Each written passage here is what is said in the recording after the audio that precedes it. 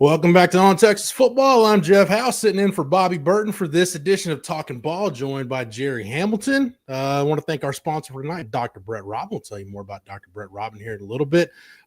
Jerry, you ready to go ahead and get started? Let's do it. We're taking all your questions tonight, especially Josie's Oregon questions. Yeah, we'll take your questions, super chat to jump to the front of the line, whatever you've got. Go ahead and put it out there. Let's start with this right off the bat.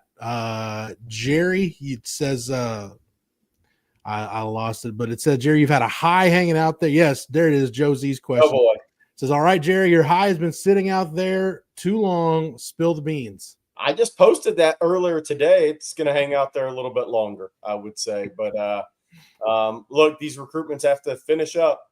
But Texas got some good news from a really good player. But again, I think a couple of official visits will happen more than likely. But we'll see. Jerry had some really good notes this morning over at OTF. Just good stuff to start the week. I do want to go down a couple of things, though, that you mentioned. You can get over to ontexasfootball.com and check out all of these from Jerry. If you're not a member, don't forget the promo code OTFOG. That'll get you 1 year of access over at ontexasfootball.com for $49.95. But, Jerry, the two tidbits I really wanted to hit on, actually three, because they're all there together at the top. Texas leads for OTF 4-star plus Kendall Gerville, the defensive lineman out of Fort Myers High in Florida. I said Texas leads was right there with Florida and Miami for 4-star plus tight end Hezzy Kent. And we've talked about this a lot lately, Jerry. Texas has a legit shot with 4-star plus defensive back Justice Fitzpatrick out of St. Thomas Aquinas. Jerry, anything you want to add to any of those three recruitments? I know you just got off a trip from Florida, but anything you want to add to those three? I think the main thing was Texas had a great April with kids. I mean, they really did. And look, Drake Wynn, obviously you and CJ were there when he announced he was taking an OV, and Texas is right there with Georgia and Clemson for Drake Wynn. Texas had a strong month of April with the unofficial visits, very strong. Devon Benjamin. You just go down the list, and all the out-of-state guys that came in, Vodney Cleveland, right? If he goes out of state, I think that's Florida or Texas, as long as it's an out-of-state decision. If it's not, then obviously Auburn becomes a player, and maybe Alabama. We'll see on that. But I think Texas had a great month of April. Obviously, Zane, we're going to get to that news today. There's a couple other news worthy things coming out today, this afternoon as well. One of those is Lamar Brown. But look, I think Texas had a great month of April in the unofficial visits. And I don't think it should surprise any of us, because one of the things that I took from my travels on the road, and I think CJ did in Louisiana as well, is, and I always call it cool school, whatever you want to call it, but Texas is back to being that. Like, even the offensive tackle, Joel Irvin, who's committed to Miami, Texas and Georgia were there watching Kendall Gerville today. I was at Fort Myers High and Florida State. Then Georgia and Texas were kind of like, hey, man, they started talking to the Fort Myers staff. Hey, man, this big offensive tackle, we've seen him before, but he looks totally different. He looks amazing. And the coach, I overheard the coach say, one of the coaches say, hey, Joel, would you have interest in Texas if they came after you, man? They really like what they've seen. He said, of course, it's Texas. I think, of course, it's Texas is becoming the answer again. Yeah. Would you have interest in taking a visit? Oh, of course, it's Texas. And we've never heard that in Florida and Georgia before the move to the SEC. And now you're hearing it a lot. I mean, Texas has they'll probably have, 11 or 12 official visits combined from Georgia and Florida. They've never had close to that before. So that is where recruiting's at. Louisiana, same thing. Jabari Mack, Texas is the one school that's staying in that's still in the race to battle LSU. For Jabari Mack, the LSU commitment. You start looking at other kids in that state. Now we're about to get the 5-star Lamar Brown. Zane Petty, your question is, look, Lyle Clark, we talk about all the time. Kenny Baker was a big hire in Georgia. Josh Dunson, it was at the recruiting office, good, strong hire in Georgia. Aaron Joe in Georgia and Florida. Kenodo Hudson in Florida. Mark Orphan in Florida. But Lyle Clark was a big hire in Louisiana. He's a Baton Rouge guy. He's a BR guy. And now you have Lamar Brown from University Lab, who we went and saw a couple weeks ago, officially visiting June 6th through 8th as a defensive lineman. He wants to be recruited as a defensive lineman. Texas is recruiting him as a defensive lineman. So you have Miami, you have Texas A&M, and you have LSU. I'm not saying Texas is going to get him, no. But that's where Texas is at now. Got in a little late on a five-star prospect. Five-star prospect sets official visit. Same thing happened with a number of high four-star guys, ranked four-star guys, whether it's Devon Benjamin on the West Coast, whether it's Drake Quinn in the Atlanta area, whether it's Braden Rouse, the stud linebacker at Marietta Kell, whether it's Xavier Griffin, the five-star linebacker at Gainesville. Texas is now one of those schools that pretty much on command can get guys to campus for an unofficial visit or an official visit. And the more of those guys you get, the more talented your recruiting classes are going to be every single year, because Texas has the ability to cast that net and make stronger and stronger and stronger evaluations on kids who they don't see on campus as often.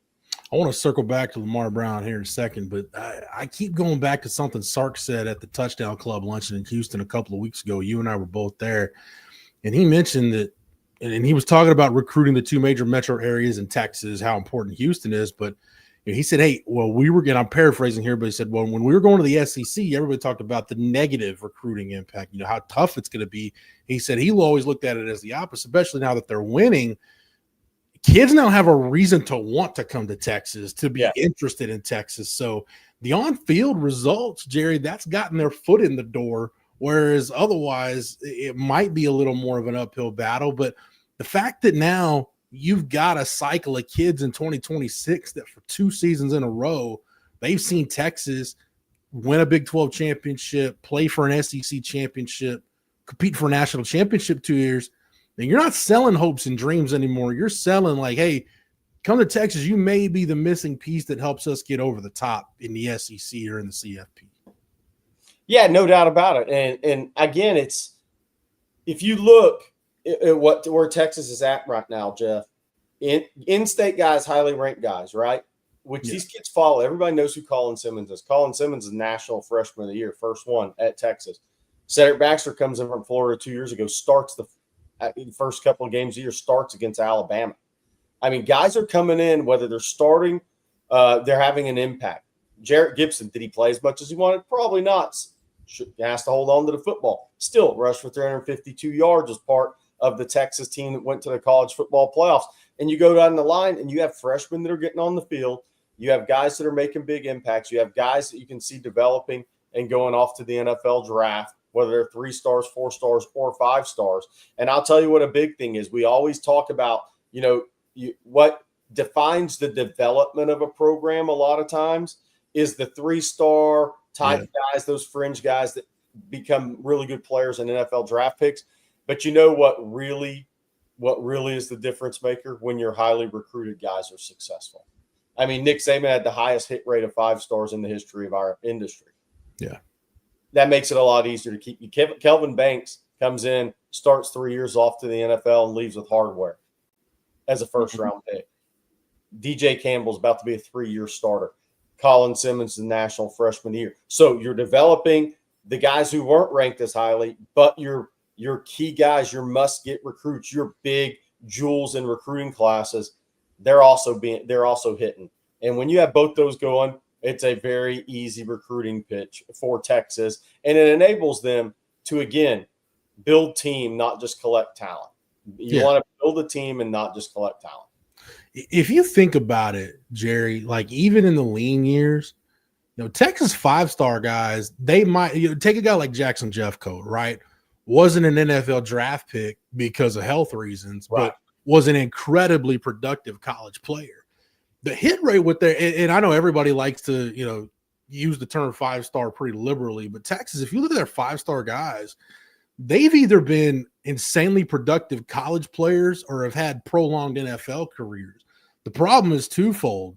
A lot of guys, like in the case of, Malcolm Brown, the running back, you weren't drafted at all, but a lot of those guys either weren't drafted high enough where they should have been. There was still some meat on the bone, or straight up, they just didn't get a ton of those guys because they weren't winning, and it was harder to win some of those recruitments. Jeff, I mean, you go look at guys like Tony Brown from Beaumont Ozan, who ended up at Alabama, right? That's a straight up Nick Saban coming into your house in the Golden Triangle and saying, I mean, you want to come play for me? I'm the one developing all all the defensive backs, and everybody's guaranteed to get drafted and make a lot of money playing for me. And even Tony Brown didn't have a great career at Alabama. Some of that was self-inflicted. Yeah. But those were big recruitments at the time because there were some Texas connects, and Texas should have had a really good shot at Tony Brown.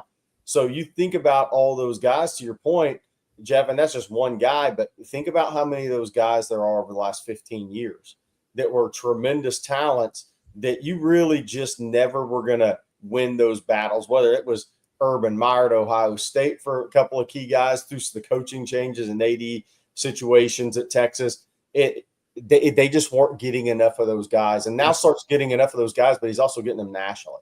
Yeah, I mean, I can even remember guys like Solomon Thomas and Jamal Adams, guys that were top 5 picks that they were looking for a reason to want to. They were really good fits at Texas, Jeff. To your point, Solomon Thomas was like a natural fit at Texas. Yep. Walker Little, right? That's when the Stanford losses were adding up and the message boards were going nuts. Jamal Adams, to your point, I mean, those were guys that were really good fits at Texas as well. We'll go down memory lane real quick, Jerry, going to Lamar Brown. Does he remind you at all of a guy like a Jerry Tillery or an A'Shawn Robinson, where people might look at him and say, hey, he could be an all-pro offensive lineman, but he can still run his own race, be a defensive lineman, and still be a pro? I would say Jerry Tillery's not bad, and I'm not saying that because they're from Louisiana. They're from different parts of Louisiana. Right. But that's not a bad one because a lot of schools like Jerry Tillery at offensive line. Jerry Tillery wanted to play – and I'm removing A'Shawn because he was a freak. Like, I mean, you saw A'Shawn in person, you're like, oh my gosh. I mean, like, there's still college coaches that claim he would have been a gold jacket player as an offensive guard in the NFL. He might have been. But he ran his own race. But I would say Jerry Tillery is pretty interesting in that regard. I mean, similar feat, guys that more schools were going to like as an offensive lineman and defensive lineman, but want to play defensive line. And Notre Dame gave him that opportunity. And look, he's made it a career. So I think Lamar Brown is that they're similar. And I'm not saying Lamar Brown's ranked probably higher than A'Shawn was. Yeah. But A'Shawn was a physical freak now. I mean, A'Shawn, Jeff, you saw him in person. He was just a little different. I think in today's recruiting world, if he had come out and showed up at an Under Armour combine and put up the testing numbers he could have, he probably would have been like a top 5, top 10 guy in the country. Yeah, I think we all knew with A'Shawn Robinson at the end of the day went to the perfect coach for him. The Nick Saban was either going to be back in Fort Worth in a year and a half, or Nick Saban was going to do what he did and turn him into a draft pick. Yeah. No doubt.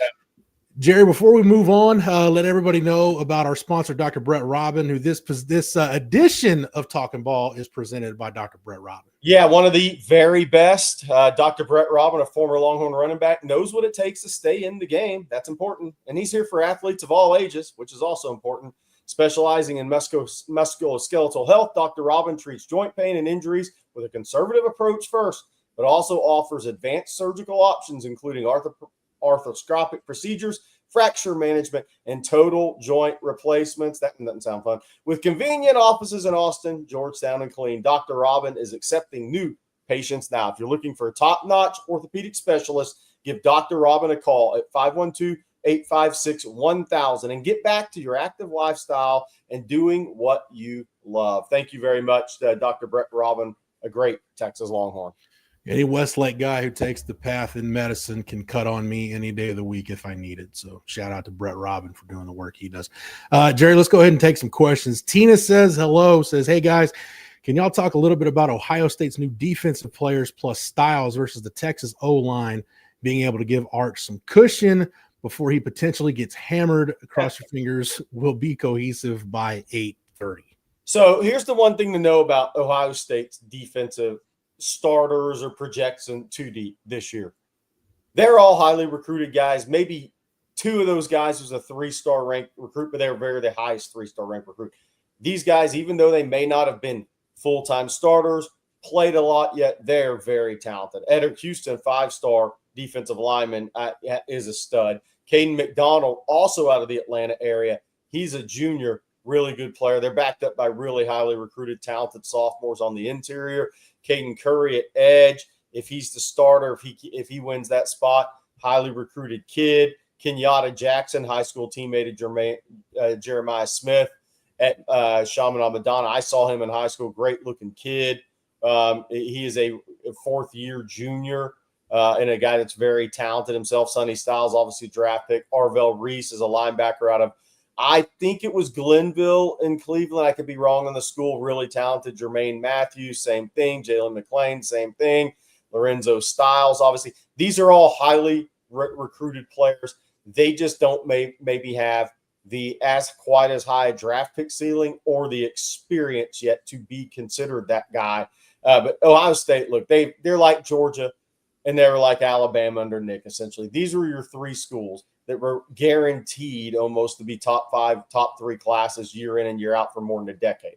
So the talent is going to be there's not going to be a talent differential necessarily on the field, in my opinion. It may just be that they're younger in some spots, not as battle tested in some spots, maybe don't have as many starts in some spots. And in some spots, they may be a little better than Texas, obviously, at wide receiver. Maybe Caleb Downs, maybe that could arguably be the best. They had the best 2 players on the field in that game, arguably, depending on what Colin Simmons does. But you could argue that point that the 3 best players on the field that night, maybe Caleb Downs, Jeremiah Smith, and Colin Simmons, depending on what Arch looks like in his first game. So it's going to be – they're a very talented team. They have a ton of new starters. I like Texas playing them right out of the gate. I like Sark with multiple months to prepare. And you're going into a game where Arch Manning actually has the most quarterback experience in the game. Yeah. And that's going to be rare this season for Texas.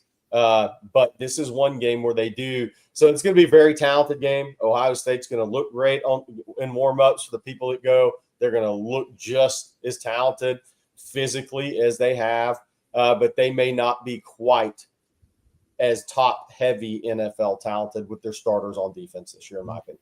Yeah, remind me a little bit of where Alabama was in 23, where you still had Dallas Turner, you still had some guys that ended up being high draft picks, but whether it was Jihad Campbell or Caleb Downs, you still had plenty of guys, Jerry, really talented guys, just didn't have a ton of reps at that point. The more fascinating question with me with Ohio State is how much of Jim Knowles' defense does Matt Patricia keep? Yeah, and kind of say, hey, this is the Ohio State defense. I'm just going to put my spin on it. And how much of it is, we're getting rid of that. I'm going to run my own stuff. I don't know that there's a right or wrong way to do that, but I think it'd be foolish to just take Jim Knowles' defense and discard it just because, man, in that 3 high look, Caleb Downs is so damn good. I mean, he's a great player wherever you put him, but he was tailor-made to be the middle field safety in that 3 high look. Yeah, I think Patricia is going to give Arch Manning a lot of different looks. I think that this is a huge moment for Arch Manning. I mean, your first start, and I call it start as the starting quarterback in Texas. I know he had a couple of games last year, but this is a totally different scenario. There's a buildup to this game. You're a co-Heisman favorite. Texas is going to be a top 3, 4 ranked team. This is a massive game, the first big weekend of the college football season. The buildup with this is a lot on the plate of Arch Manning. Yeah.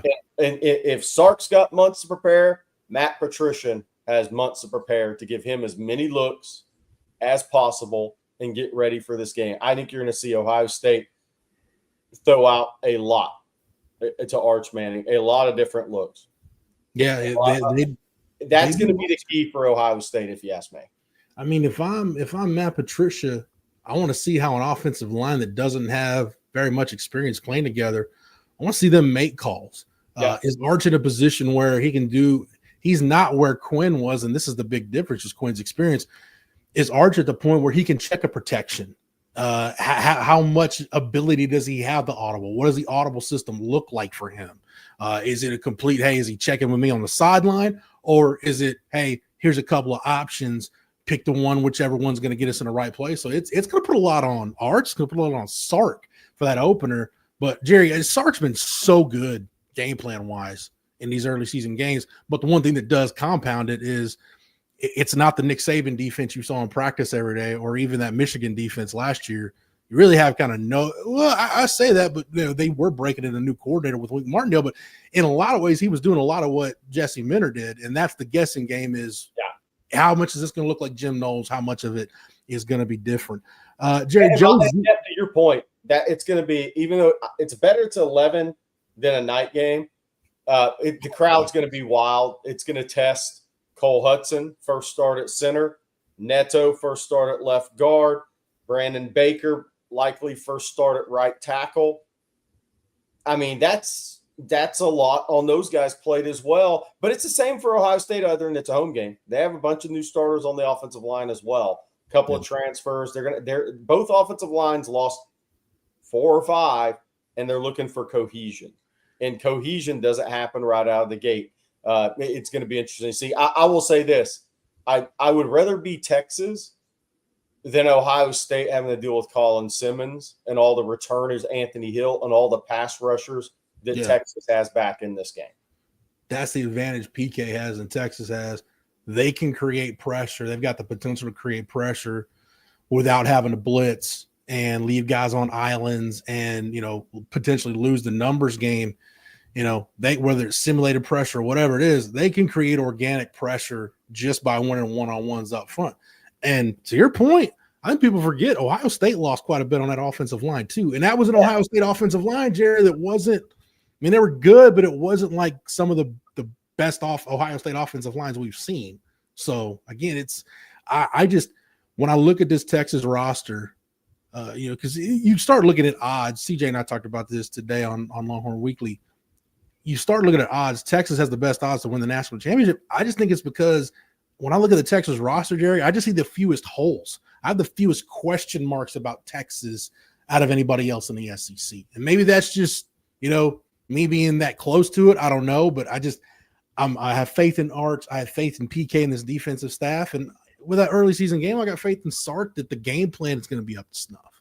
Yeah, no, I do too. I think Texas is playing Ohio State at the right time. And you want to play Ohio State in games 1 or 2 versus games 8 or 9. There's no doubt about it with how much they lost. No doubt. Hey, I'm going to bring up something I want to hit on. Joe Z asked, what's the actual wide receiver board looking like? Last year it was clear. We have Chris Stewart committed, OV June 20th. Caden Finley, OV June 20th. Notre Dame, Texas, I think is where that's going to head. You have Jabari Mack and Aaron Gregory and Mason James on June 13th. Mm-hmm. Jabari Mack is LSU commitment. Obviously, Texas, the other school there. Aaron Gregory's an A&M commitment. I think Texas has a shot there. Mason James, we'll see. I mean, that's one where, man, somebody asked on the message board today, is it easier to get a guy out of Louisiana than Oklahoma? And my response was Norman, Oklahoma makes it a little different. That's a level of hate. Now, that level of hate backs up to when Landon Collins went from New Orleans area to Alabama. That was the vitriol recruitments for LSU. If somebody goes to Texas, LSU hates it. But it's not the same vitriol as if Nick Saban, when he was at Bama, came into Louisiana and took a 5-star player. That's different. That's the level of vitriol if a really good player were to go from Norman to Austin. That's where I think a little bit of the difference is there. Look, it's a tough recruitment no matter what. That just gives Oklahoma incentive. So I think those are your top wides right now on the board. But I think this position could play out into the season a little bit. I think defensive line and wide receiver could play out into the season because they won't get all those guys. But they also won't give up on those guys. And I think 3 to 4 is your number on the offensive line. Wide receiver, and 3 to 4 is your number on the defensive line.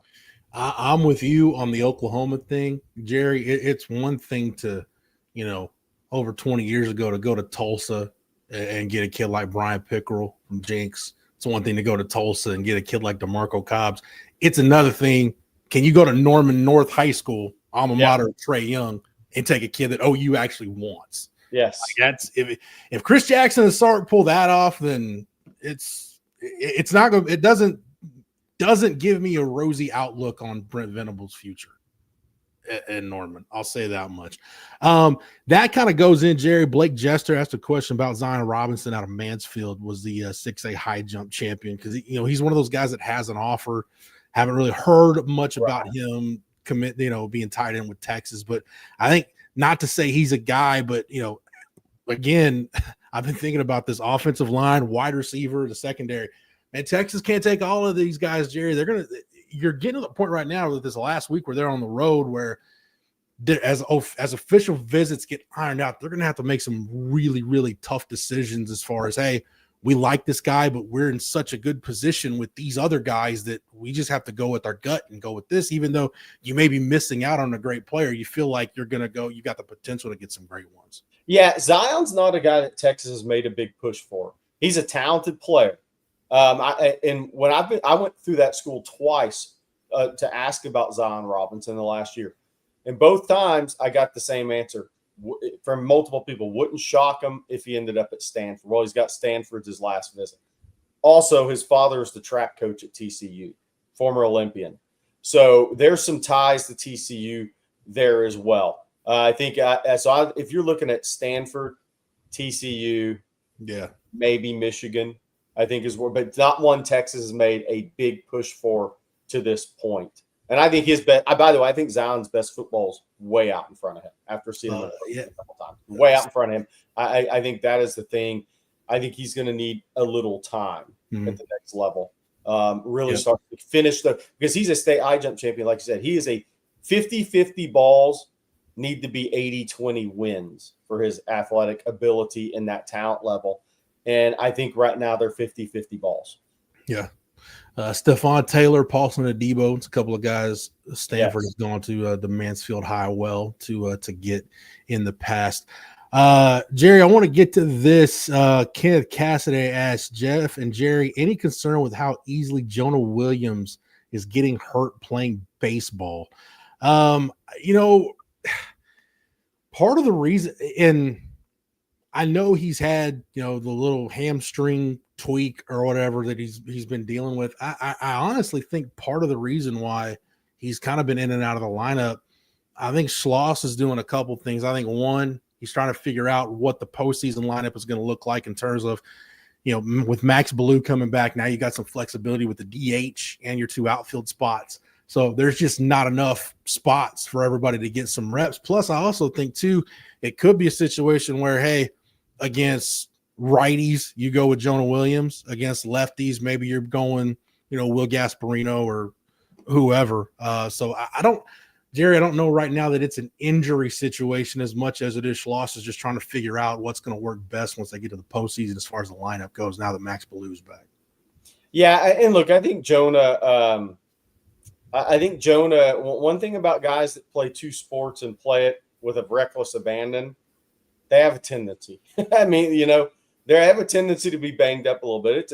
Playing two, like he goes from high school football where he had a collarbone fracture to sitting out, not really giving his body really a lot of time there. He sat out because he had to, but you're still training lower body and stuff, and you go right into college baseball. So I think that's something with guys that play multi-sports at the level he does with that reckless abandon he does, that he only knows one way to play, and that's fearless. I think those guys get nicked up a little bit, honestly. A great example of that, Jerry. I remember it's a shame the Astros weren't an American League team before they moved there, because one of the deals they wanted to do, Jeff Bagwell got to the point where his shoulder was so bad, like he couldn't throw. So they wish they could DH him because they wanted to get Lance Berkman out of the outfield, your doppelganger, because they're like, look, we're worried he's going to have like a career-ending injury because he won't stop crashing into walls and just run around. So guys that play the game that way, it's tough to tell them to dial it back. Yeah, you're not going to tell them to dial it back. I mean, you can't change. If you start trying to change who that player is, that's a disaster, because you can't do that. You have to let those guys be who they are. If it's a quarterback, it's something different. But we're talking about a physical football player that plays safety. That also plays with a fearlessness and a reckless abandon. You can't, if you start trying to change who that guy is, that guy's never going to be the player he can be, because there's a reason there's a reason that he is as good as he is, and part of that is his fearlessness. And if you've ever seen Jonah in a return game, or the way he plays, the attitude he carries himself with, the confidence he carries himself with, it's a fearlessness with him. And if you start trying to take that away, I think you hurt that player more than you help him in development. Yeah. We've got a super chat from Justin Yarbrough. What class was the best class the state of Texas has had in a while? Ooh. Or I'm sorry, Texas has had as a whole. What class? Man, that's a tough question. I'd have to literally go back and look at that class. 14 top to bottom was really good when you consider it's Myles Garrett, Jamal Adams, those guys at Solomon Thomas at the top. And then you go down into your 3-star range, and you've got Deontay Foreman, a 3rd-round pick, All-American Doak Walker Award winner, 2,000-yard rusher. 14. I'm not saying it's 14, Jerry, but that's the one that. No. I just went back and looked at that. Myles Garrett, Tony Brown, Solomon Thomas, KD Cannon. Yeah, I mean, you look at that. Frankie and Acha didn't really pan out. Jamal Adams panned out for sure. You keep going that the Foreman. Yeah, I mean that Armani Watts, NFL player.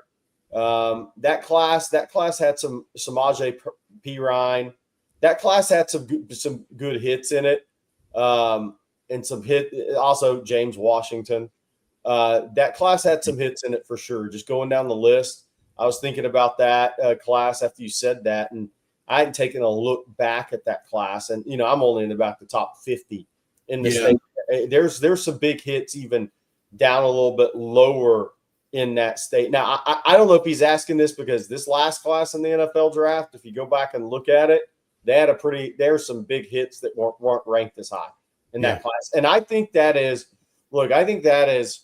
going to be the case in the state of Texas. And it's always been the case in Florida, and that's a different reason. But in Texas and in Georgia, I think that's going to be the case moving forward because there's so much population growth. There's so many people moving in so to these areas. What I think Princeton, Texas, of all places, was the highest population growth or the fastest growing city in 2024 in America. Princeton, way north of Dallas. Houston was second. Fulshire was second, I think. So Houston and Dallas area had like number of cities as the fastest growing cities in the country in 2024. So what's that going to produce? That's going to produce more guys in the future, especially in football playing states. So I think you're going to see that more in Texas and Georgia. You're going to continue the NFL numbers are going to keep going up in these states long term. And I think it's going to be because a lot of people are moving in, and that's just going to create more guys playing high school football in the football states that really they care about football, and it's just going to increase your NFL numbers, and they can't all be ranked highly. And so you're going to have a number of three-star mids, high 3-star hits out of those states in the future. Florida's always had that. Florida's had that because the setup is not like Texas or Georgia. Those kids are totally raw physically coming out of that state for the most part. Less than STA, St. Thomas Aquinas, and Berkeley Prep. I don't even count IMG, a few schools like that. But if you come out of a public school in Florida, you're generally really raw. That's why colleges love those kids. That's why their 3-star hit rate in Florida has always been really high. Yeah, I'll give you another one, Jerry, that was really good. That 2017 class, Marvin Wilson didn't pan out like, a lot of people thought, myself included, but Jeff Okuda was a first-rounder, Walker Little, Baron Browning, Caleb Chason, J.K. Dobbins, Austin Deculus won a national title at LSU. Anthony Hines was a productive player at A&M. Brock Wright. You got CeeDee Lamb is in this class. A guy we mentioned earlier, Paulson Adebo. Benjamin, Taquan Graham. Then you start going down into your 3-star rankings, the 3-star range. A guy that I really like coming out of high school, Brendan Jaimes from Lake Travis, offensive lineman, went to Nebraska. He was a draft pick and is a pro. Kenneth Murray was a first-round pick for Ben Elkins. So that was Laviska Shenault out of DeSoto, ended up being a high draft pick. So that was another one, Jerry. That 2017 wasn't too bad. 2017 was a great class in the States. That's a great call, Jeff. And I would literally have to go back and look through all of it and really kind of diagnose it. But that's a great call in 2017 now. I mean, that is a unbelievable class of in-state players. Or James Lynch out of Round Rock went to Baylor. He was, I think, a 3rd-round pick. So, yeah, some really, really good really good players, college and players. That one hurt. That one hurt Texas because Texas was, that's when it wasn't going as well, right? And you were in the midst of change, and that's when Urban Meyer came down and got 3 pros out of the same class, 1 first-rounder. Obviously, the Caleb Chason thing was wild for me because that was right in the Tom Herman, right in that change. Tom Herman, they thought they had him. I was at ESPN at the time, and I was setting up Caleb Chason's announcement on ESPN literally the night before signing day at 9. I'm trying to think. I was in Connecticut for that, so it was 8 or 9 East Coast time. Chason told me it was Texas. Then he called me early the next morning and said, I got to change it to LSU.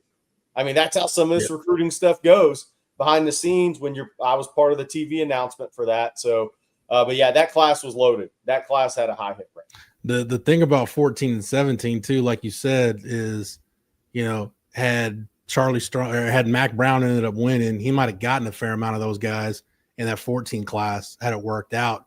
Same thing with Charlie Strong. I remember talking to Charlie Strong the spring of 2016, and they felt like where they were with Walker Little, with Baron Browning, where they thought they were with Dobbins, but they messed that up. But that's a story for another day.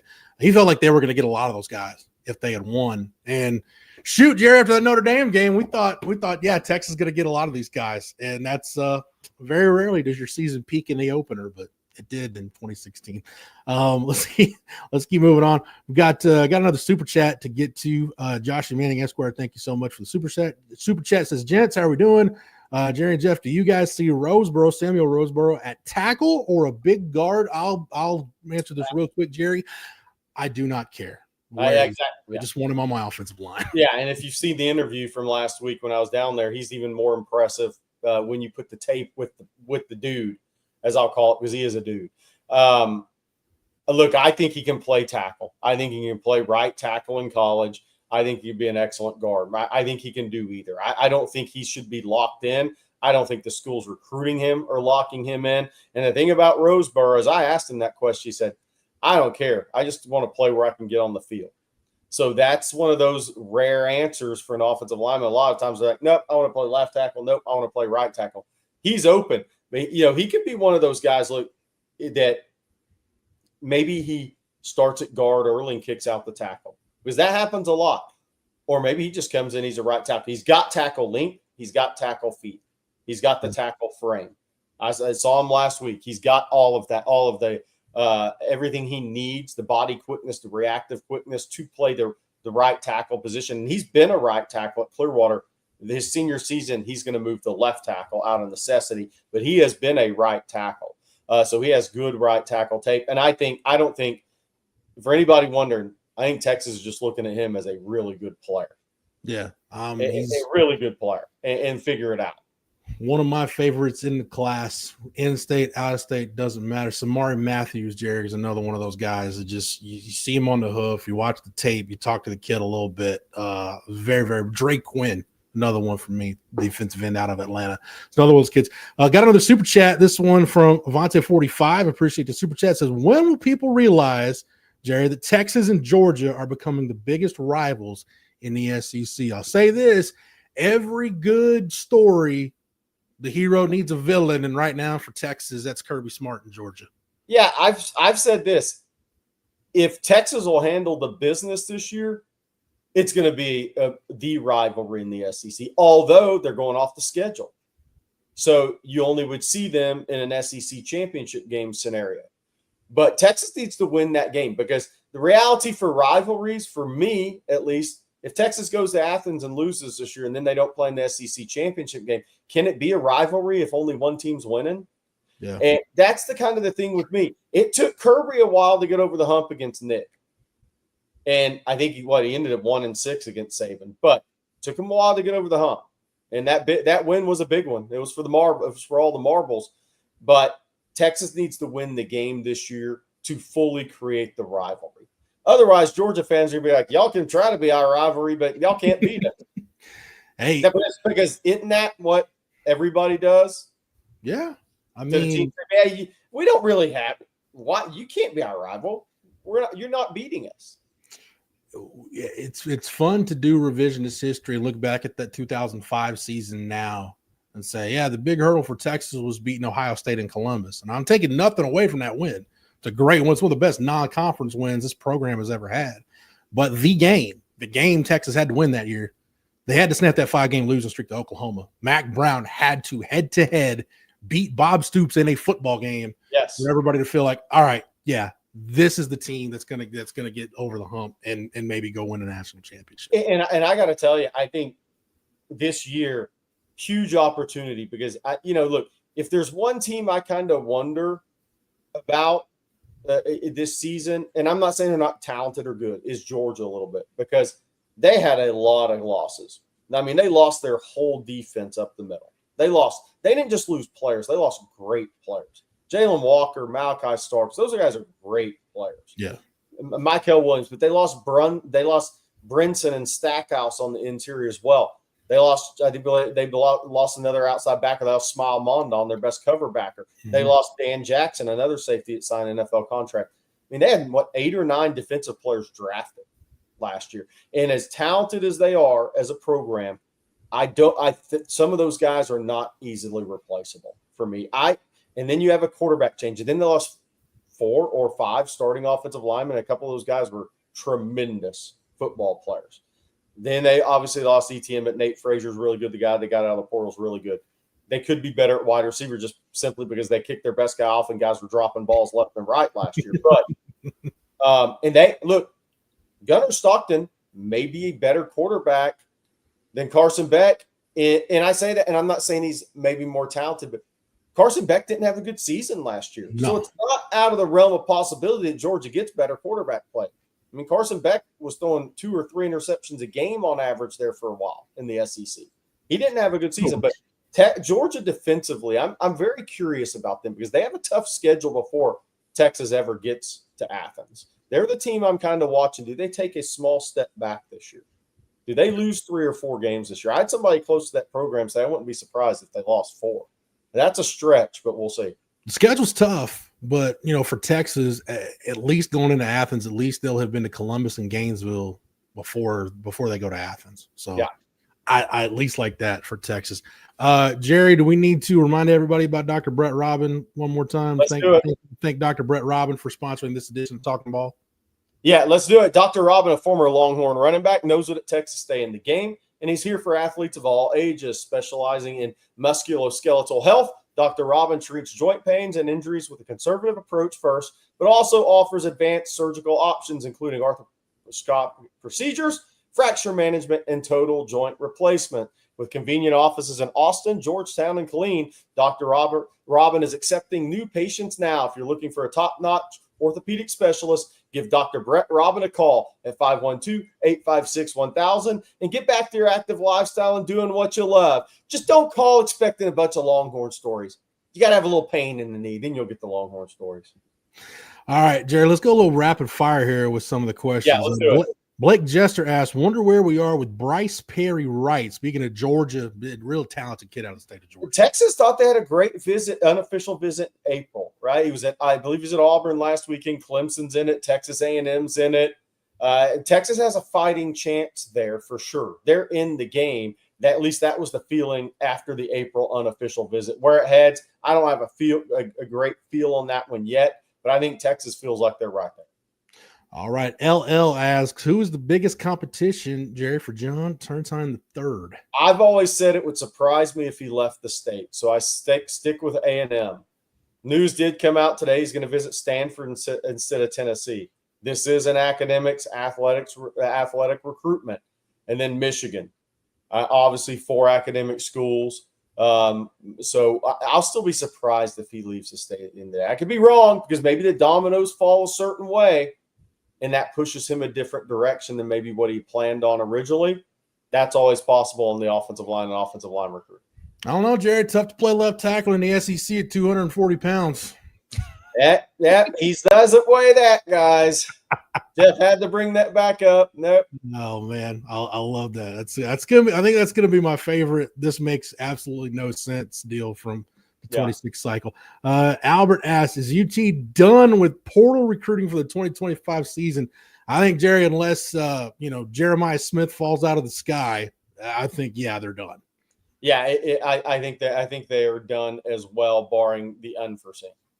Jerry and Jeff, could the 27 draft class be one of the all-time greats? I can't name all the players going in, but just wow. I mean, you got to go back to the late great Kenny Sims in 1982 to find the last time Texas had a number 1 overall pick.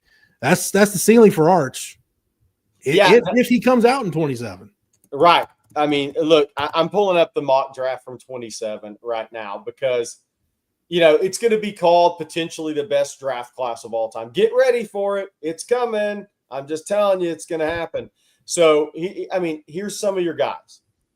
Arch Manning, Colin Simmons, Jeremiah Smith, Dylan Stewart at South Carolina. Ryan Williams, Jordan Seaton, the offensive tackle at Colorado, may be an all-pro. L.J. McCray, D lineman at Florida, is going to be a guy. Cam Coleman, the receiver at Auburn, could be a first-rounder. I mean, and I've just named a few. TJ Moore at Clemson, right? I mean, there are so many guys in this class right now that are going to be big-time guys. KJ Bolden, the safety at Georgia, obviously is going to be one of those guys that I think people are going to be talking about. Ryan Wingo, what if he has a monster sophomore season? I mean, you just go down the list here. DJ Lagway, Dylan Raiola, see what comes of those guys. This Jordan Ross, the defensive lineman at Tennessee, offensive tackle at South Carolina. I mean, this class at the top, when you start getting to Arch Manning, Colin Simmons, Jeremiah Smith, Ryan Williams, Dylan Stewart, you just leave those 5 guys right there. And then Jordan Seaton, I think, deserves to be in that class. I think he's a potentially tremendous player. I mean, you have 6 guys to start right there who are going to be 6 of the most talked about guys the next 2 years in college football. And it's going to be a great draft. There's no doubt. No doubt. As long as we're talking about Arch Manning being the number 1 guy, I think it'll be we'll like where things have gone for the Longhorns over those 2 seasons. Jerry, Blake Jester asked, random throwback recruiting question: was Texas in on Keenan Clayton, linebacker from Sulphur Springs High School, who went to OU and on to the NFL? I can tell you yes, based on a conversation that I had. So he was in the class of 2005. Yes. Based on a conversation, Jerry, that I had with one Dwayne Akina a few years ago. This would have been Jalen Green's, I guess, that spring of his junior year, maybe going into his senior year. Coach Akina was over at Houston Heights. I was there. We were watching Jalen Green, and he was talking about, they recruited Keenan Clayton, but they had some. They lost out on that, but they ended up being okay in the defensive back pipeline at Texas. They had Earl Thomas on the way in a couple classes. Yeah. Aaron Williams was on the way. Plus, I mean, that 2005 recruiting class, Jerry, pound for pound, it was the best class Mac Brown ever signed. When you think about, they got Aaron Ross back in that class, Quan Cosby came back in that class, Colt McCoy, Jermichael Finley, Roy Miller, Jamal Charles. I think you had 8 guys that were either drafted or played in the NFL from a 15-man signing class. Yeah, that class was amazing hit rate. Damn good class.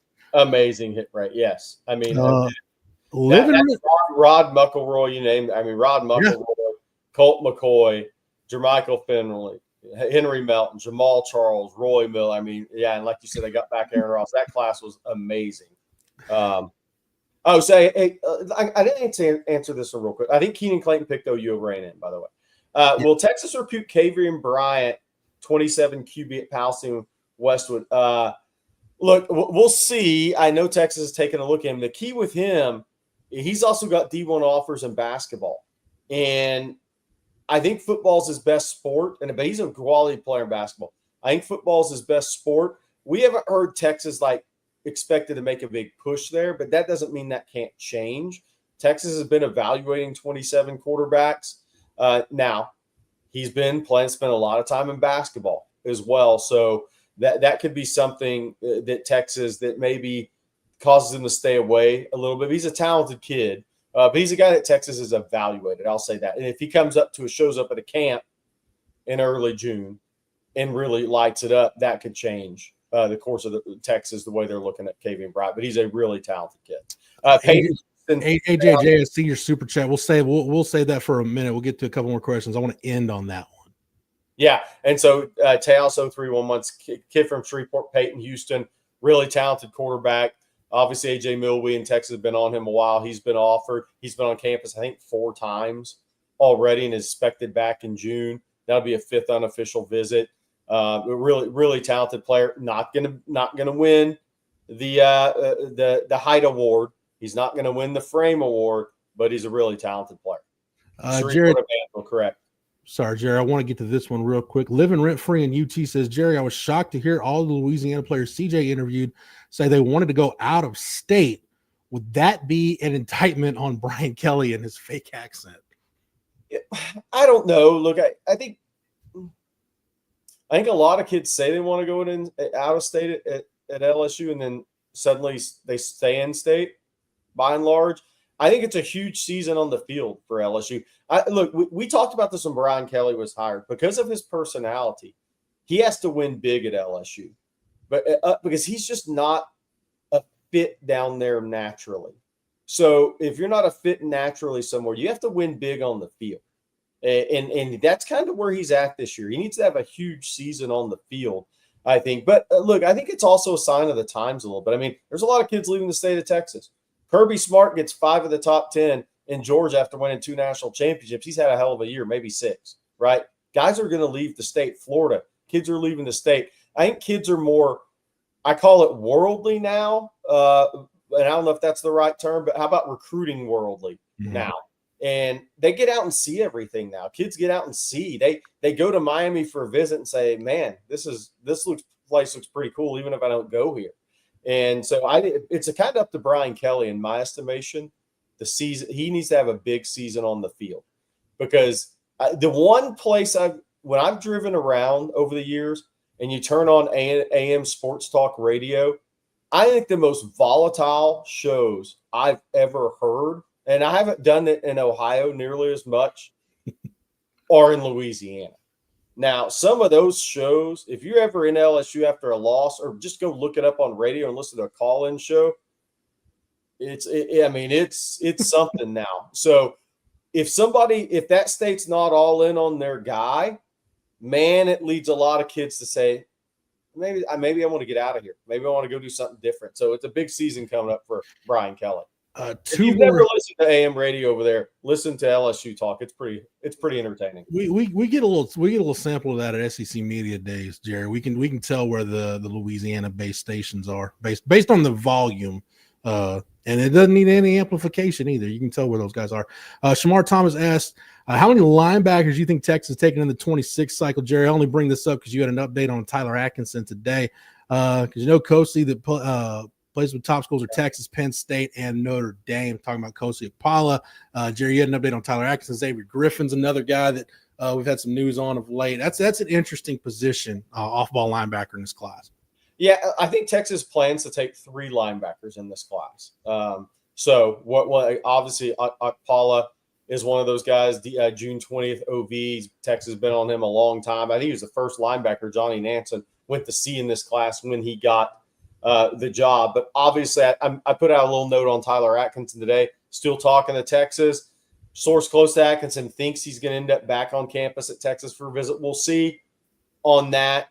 He hasn't really released all those dates yet. But Clemson, I think Georgia's the team to beat with him, and Clemson's in it. Obviously Ohio State's in it. Alabama's in it.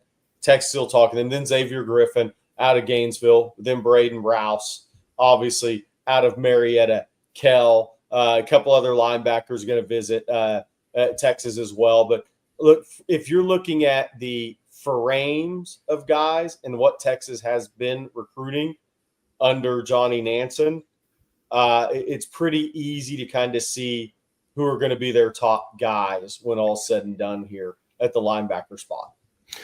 All right, Jerry, we'll end it on this. AJJ, thank you for the super chat. Says, Jerry, you've been doing this for a while now. Do you have an I called it moment that you're proud of, either a player eval or something that has played out in the season?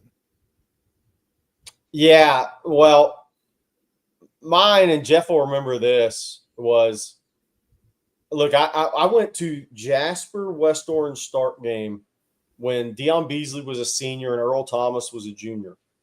And I went that morning to West Orange Stark. The head coach now in the clean area, Toby Foreman, was the head track coach and I think the secondary coach at West Orange Stark at the time. Great dude. And we were talking about Jasper. He said, have you seen the linebacker over there? I said, I haven't. He said, you need to go by before our game tonight and see him. And I said, okay. So I went over to Jasper's Sean Weatherspoon. And that night in the game, Sean Weatherspoon was arguably the best player on the field, and with Earl Thomas. And I thought Deion Beasley was probably distant third on the field that night. Sean Weatherspoon was a guy that I walked away from that game, and I told Jeff, I know you've heard me tell the story. Yeah. I said, that guy may be a first-round pick one day. And then when you dug into it, he was the student body president, 1,000 plus on the SAT. And the craziest recruitment because he didn't have the transportation or the means to go to see Mac Brown or to go up to Oklahoma and really show out for people. He went to a satellite camp in Beaumont that was put on by Art Briles at Houston, and that's where he committed. That was the only offer he had the night I saw him. And I walked away from there and said, that guy may be a first round. But he literally caught a bubble screen and almost outran Beasley and Earl Thomas to the house. And he was like 6'1", 208, 207, 208. At the time, I was like, oh, my gosh. And he was physical. He was instinctive. He was a communicator. He was a leader. And then you hear all this stuff about him being a leader in his school. And you're just like, he's a can't-miss player. And then Missouri came in and offered him late, and he ends up being a first-round pick. But that's the fun part about the job. And I'll tell you, hey, I may have had another one last week. We'll see what happens. But I went to see Kendall Gerville, the defensive lineman at Fort Myers. And I knew there was an offensive tackle. I told the story last week, committed to Miami, Joel Irvin. When I was looking beforehand, I'd never seen him in person. He's listed like 6'5", 270, 6'6", 280. I walk up to the practice, and the guy's like 6'6", 330. And he's got an 88-inch wingspan. He's got 11-inch hands, and he's moving. I mean, athletic, ankle flexion, knee bend, you name it. Still raw, but strong, especially consider that wingspan. It can really bend and move. And I walked away from that. And Georgia and Texas showed up. Trey Scott, Kenny Baker, Kenoto Hudson. Florida State was there too. But Georgia and Texas showed up and started watching the guy because he was repping against Gerville. And they had seen him before, but they're like, this guy looks totally different. I can hear him talking to coaches. This guy looks totally different. Yeah. If that kid does it right, he's got about as much potential as anybody in the country in this class. And that's saying something. It's a great offensive line year. That cat has a chance to be really, really, really good. We'll see. Yeah. Jerry, I'll just give you another one. Tyrone Swoops, great kid, but the JT Barrett Tyrone Swoops debate, you're on the right side of history as far as that one goes. Yeah. JT Barrett, I went to those schools almost back to back, as it turned out, because a college coach had been like, you got to go see the quarterback in Wichita Falls. I was like, there's a quarterback? And he said, yeah, you got to go see this guy. And so I went up. I'd been at White Rat, and I went up to see JT Barrett. And and when I met him, it was that initial impression. He gave me this firm handshake. He looked me in the eyes. He said, thank you for coming to see me. He said something else. I can't actually remember what it was. And I was taken aback. I was like, wow, this guy's got like born leadership stuff to him. Like he's got something. And then when you watch him on the field, you're like, okay, he's really talented too. And I think at the time Baylor had offered him, and he had told Baylor he wasn't going there. Kansas State had offered him, and he didn't have any interest in that. He wanted to go to Texas. Texas said, no, we're going to take Swoops. And I think Mac may have told Swoops' dad they weren't going to take a second quarterback. So they passed on JT Barrett. And as the story, the legend has, I called Jeff Howell and said, we got to find a place for this guy. This guy's really, really good. And he doesn't want to go to the schools that have offers. And I was like, who do you know? And Jeff Howell knew of somebody named Tom Herman from the Rice and Iowa State days. And he passed along the message to look at JT Barrett, and the rest is history. Had a mutual friend who said, man, I was talking to Tom, and they said they really like Swoops. They may offer Swoops. I said, man, if they like Swoops, May want to get him on JT Barrett, quarterback from Wichita Falls. And I don't know, Jerry, about a week later, I think JT Barrett had an Ohio State offer. Hey, that was smart. They evaluated him. They knew it. Look, they probably had the first phone call or conversation with the coach. The way I met JT Barrett, they probably said, yeah, that guy's got the stuff you're looking for from a leadership standpoint. And then the tape, when your tape's good, and then you meet a kid and he's a no-brainer as a dude, like as a leader, as a quarterback, he has that moxie, he has that in his neck. You're like, yeah, this guy can win you a lot of college football games. No doubt. All right. This was a fun one tonight, this episode of Talking Ball. Thank you to Dr. Brett Robin for sponsoring it. We got to all the questions we could. Sorry we couldn't get to all of them. If you got anything else, direct it to Coffee and Football in the morning. Jerry will be more than happy to take your recruiting questions and eat. What is it, Jerry? Corn dogs with mayo? I don't know. I don't know what you guys are doing on Coffee and Football. No. Yeah. It'll be corn dog and mayo time if Texas wins the national championship in baseball. Let's say that. We'll see what happens. SEC tournament starts on Thursday, and then next week the real stuff starts. Again, thanks everybody. If you had questions, if we read them, if not, appreciate everybody watching and tuning in. Make sure you subscribe to the On Texas Football YouTube channel. If you haven't already, go ahead and like this video.